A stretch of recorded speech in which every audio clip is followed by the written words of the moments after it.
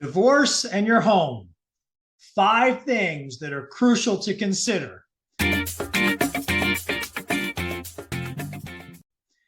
In life, relationships come and go. But once you get married, and especially if you then have children, divorce is something that in most cases is one's worst nightmare. If you and your spouse decide that divorce is inevitable, then the road ahead regards to navigating the divorce can be very difficult, and dividing assets, especially the larger assets like your home, can add a whole additional layer of complexity. At a time like this, it is important that you build a team that you can trust to protect your best interests and to help you navigate the intricacies of your current circumstances. In this video, I would like to guide you and discuss some important things to consider when it comes to selling your home during a divorce. Would you like to know more? Well, off we go. I am Dr. Ron Repasy, your real estate doctor with Realty One Group Paradise here in sunny Naples, Florida, and it's about time to talk about divorce and your home.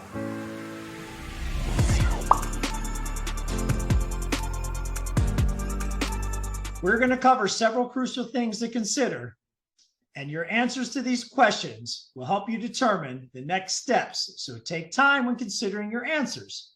Disclaimer: please note this information is not intended to give or replace legal advice as it relates to your property, and so having a real estate advisor by your side, along with legal counsel and possibly an accountant as part of your team, is of utmost importance. Number 1, do you have to sell? Every divorce is unique, and you likely have options. If you wish to stay in the home, you may not need to sell the home. If there are several large assets or multiple properties to divide in the divorce, then you may have to come to an agreement to split the assets amongst the spouses as evenly as possible. Alternatively, one spouse may decide to buy out the other's interest in the property. If the home has a mortgage on it, it may be important to connect with your lender early in this process. If both spouses' income were used to qualify for the loan, it may be that neither spouse can qualify for the loan individually.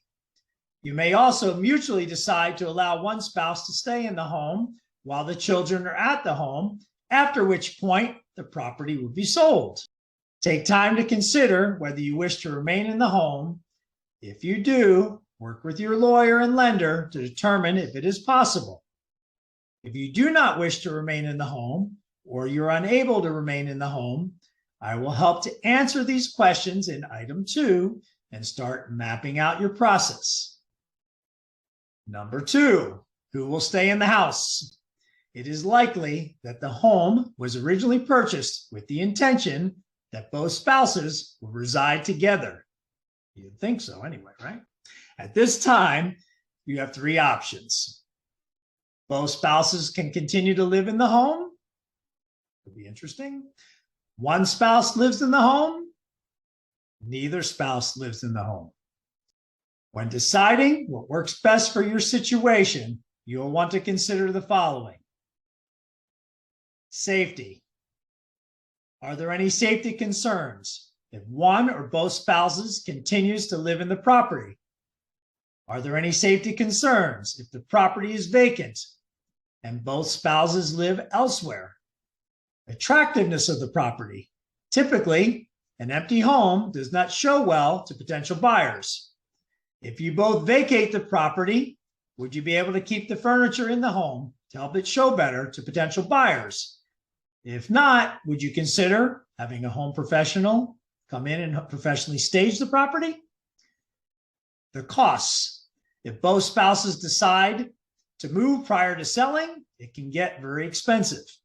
It is important to factor in the costs of a new accommodation for both spouses, as well as the costs associated with maintaining the existing home. You have the insurance, you have the taxes, the utilities, the maintenance, the homeowners association fees, and on and on. Many expenses associated with the home will need to be paid regardless of who lives there. It will be important to know the average days on market in your area so that you have an idea of how long it will realistically take to sell the home once it will be listed. Your real estate agent will be able to assist you with this. Whether or not you are staying in the home while it is listed, ensure you have a plan for your next place to live and do not leave making arrangements to the last minute. Number 3, who will list your home? You may be inclined to use the agent who originally sold you the house, but this could be a mistake. Communication during a divorce can be strained, and reaching agreements may be tough. You'll want an agent who is expert at navigating the delicate nature of a divorce-motivated sale. You deserve the assistance of someone who is uniquely qualified during this often unfamiliar process. Agents who specialize in assisting in divorce clients understand the importance of communication with both owners directly and frequently. They also understand the importance of earning and maintaining the trust of both spouses. Number 4, what needs to be done to get the house ready and who is going to do it? Your real estate agent will be able to take a close, unbiased look at the home and advise you on what needs to be done prior to listing the home. They will also be able to walk you through everything that needs to be done prior to closing. This may include repair work, painting, staging, cleaning, packing, and moving. The work required will be specific to the property and the current state of the real estate market in your area. The goal will be to make your home look as neutral, open, and inviting as possible. Your home should look well cared for. You want potential buyers to envision themselves living in your home comfortably. Number 5, how will you navigate the negotiation and how will you handle your personal items? Negotiations are an important part of selling your home, and they can often be a time-sensitive issue. If communications are strained, it will be important that you have a plan for reaching agreements regarding the sale of your home efficiently.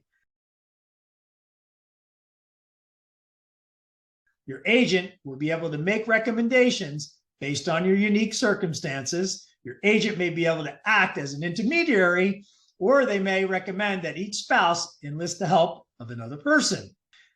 Remember, negotiations start before you list your home, and you will likely continue this up until and right before the closing. Additionally, there are likely many other items of value inside the home. This may include furniture, artwork, appliances, electronics, etc. It will be important to consider what items are most important to you and how you would like them to be handled.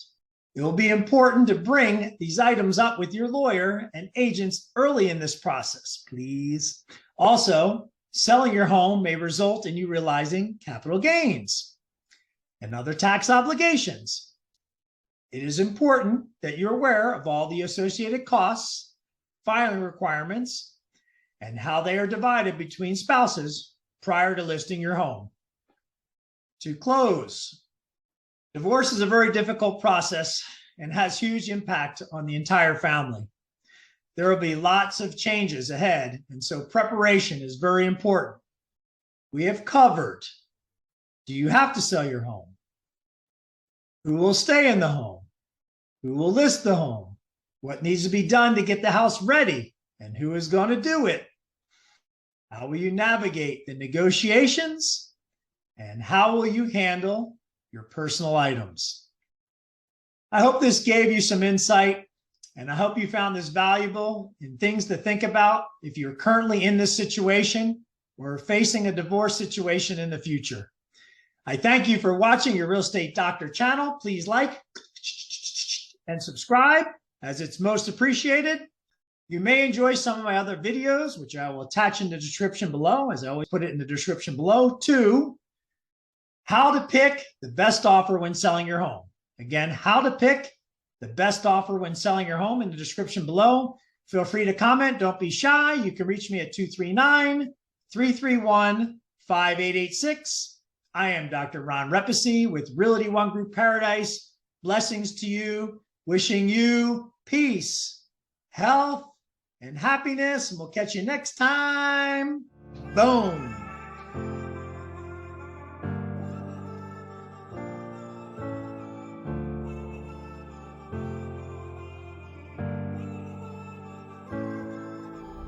you.